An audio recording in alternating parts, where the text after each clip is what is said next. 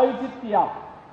आज जब हम 75वें सप्ताह में प्रवेश करने जा रहे हैं, इस अवसर पर मैं आप सबका हृदय से अभिनंदन करते हुए जिन पंच प्रण की हमने भी यहां पे जिन पंच प्रण के संकल्प के साथ जुड़ने का भी हम लोगों ने यहां पर संकल्प लिया है, उन पंच प्रण को हम अपने जीवन में अंगीकार करते हुए एक विकसित भारत के निर्माण में अपना पूरी ताकत, पूरी प्रतिबद्धता के साथ कार्य कर सकेंगे।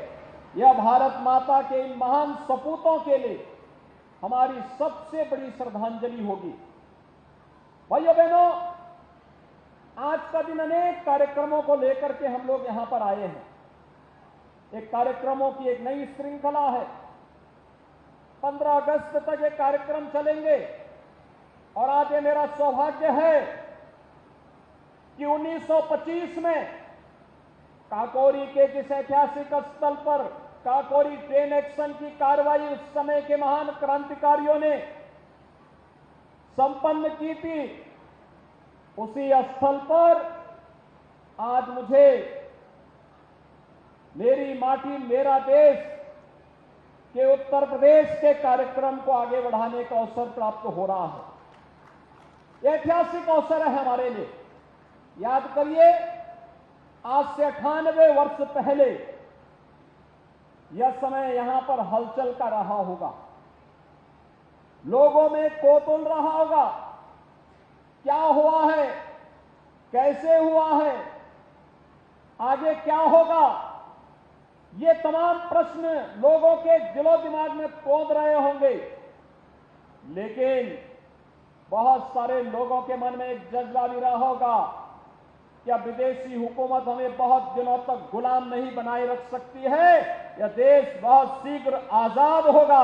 और इसी संकल्प के साथ उन क्रांतिकारियों ने पंडित राम प्रसाद बिस्मिल के नेतृत्व में अस्फाउल्लाह खां, ठाकुर रोशन सिंह, राजेंद्र नाथ लाड़ी, चंद्रशेखर आजाद, सचिंद्रनाथ सान्याल जैसे क्रांतिकारियों ने एक संकल्प के साथ जुड़ करके इस अभियान को आगे बढ़ाने का कार्य किया था। सबसे बड़ी बात यह है कि काकोरी ट्रेन एक्शन में क्रांतिकारियों को जो पैसा मिला, वो पैसा था 4,679 रुपया, और विदेशी हुकूमत ने इन क्रांतिकारियों को गिरफ्तार करने और उन्हें फांसी तक लटकाने में जो पैसा खर्च किया हुआ था 10 लाख रुपया। और मान कर सकते हैं कि ये क्रांतिकारी कैसे विदेशी हुकूमत की चूलों को हिलाने का कार्य कर रहे थे। ये चीजें दिखाती है कि अगर जज्बा हो, सत्संकल्प हो, लड़ने की एक इच्छा शक्ति हो, तो बड़ी से बड़ी भौतिक ताकत को गिराया जा सकता है, उसको झुकाया जा सकता है। और भारत माता के महान सपूतों ने अपने जज्बे के बल पर उस समय की निरंकुश शासन को झुकने के लिए मजबूर किया था।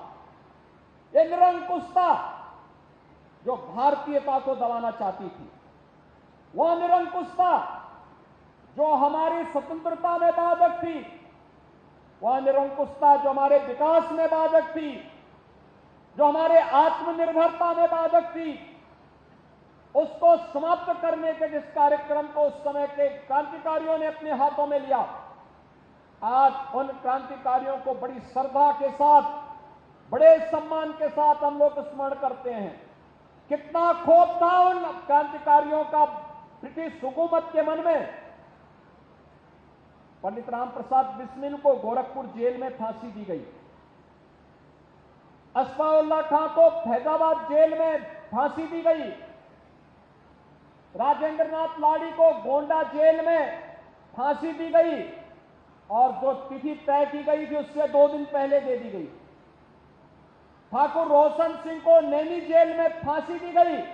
जो तिथि की तय की गई थी फांसी की, उससे 2 दिन पहले उन्हें फांसी दे दी गई, क्योंकि और चंद्रशेखर आजाद ब्रिटिश हुकूमत का सामना करते करते इलाहाबाद की धरती में शहीद हुए थे। उन्होंने कहा था, कोई विदेशी मेरे हाथों को छुए, मुझे हाथ लगाने का दुस्साहस न करे, और स्वयं मुकाबला करते करते उन्होंने शहादत प्राप्त की थी। ऐसे अनगिनत शहीद हुए जो लोग लड़ते लड़ते भारत की आजादी के लिए अपना सर्वस्व न्यौछावर कर दिए, लेकिन उनकी कोई इच्छा ये नहीं थी कि मुझे कोई पद और प्रतिष्ठा प्राप्त हो। एक ही इच्छा थी कि तेरा वैभव अमर रहे मां, हम दिन 4 रहे न रहे। और उस अभियान के साथ ये सभी क्रांतिकारी लड़ते रहे, कार्य करते रहे, और उसी का परिणाम है कि 15 अगस्त 1947 को भारत को स्वतंत्र होने में बहुत देर नहीं लगी। आज भाइयों बहनों क्रांति दिवस है। आज ही के दिन 1942 में राष्ट्रपिता महात्मा गांधी ने भारत छोड़ो आंदोलन का भी शुभारंभ किया था। और आज ही का यह दिन है जब प्रधानमंत्री मोदी जी के नेतृत्व में पूरा भारत अनेक आजादी के अमृत महोत्सव के समारोह की ओर अग्रसर होते हुए 75 सप्ताह के 75 वर्ष के आयोजन को 75 सप्ताहों के अलग अलग आयोजनों के साथ जोड़ते हुए समारोह की ओर हम अग्रसर हो रहे हैं। इस अवसर पर मेरी माटी मेरा देश, माता भूमि पुत्रो हम पृथिव्या, ये धरती मेरी मां है, हम सब इसके पुत्र हैं, यह भारत की सनातन वाक्य रहा है, सनातन संदेश रहा है। धरती माता के प्रति हम अपने कर्तव्यों का निर्वहन कर सके, इसके लिए धरती को बचाने का एक आह्वान, धरती को बचाने के इस आह्वान के साथ जल संरक्षण का कार्य हो, नागरिक कर्तव्य महत्वपूर्ण होते हैं। जो जिस क्षेत्र में है, अगर वह उस क्षेत्र में अपने दायित्वों का ईमानदारी पूर्वक निर्वहन कर रहा है, तो वह अपने राष्ट्र कर्तव्यों का ईमानदारी पूर्वक निर्वहन कर रहा है। अगर कोई व्यक्ति जिस क्षेत्र में है अगर अपने नागरिक कर्तव्यों का ईमानदारी पूर्वक निर्वहन नहीं कर रहा है, तो इसका मतलब वह अपने देश के साथ, अपनी मातृभूमि के साथ, अपनी माटी के साथ धोखा कर रहा है। और मुझे लगता है कि हम सबका दायित्व, सबसे पहला दायित्व जो जिस क्षेत्र में है, शिक्षक है, अध्यापन का दायित्व उसका पहला नागरिक कर्तव्य बनता है, और यही उसका राष्ट्रीय दायित्व भी है। छात्र है, अध्ययन करना उसका पहला नागरिक दायित्व बनता है, और यही उसका राष्ट्रीय कर्तव्य भी है।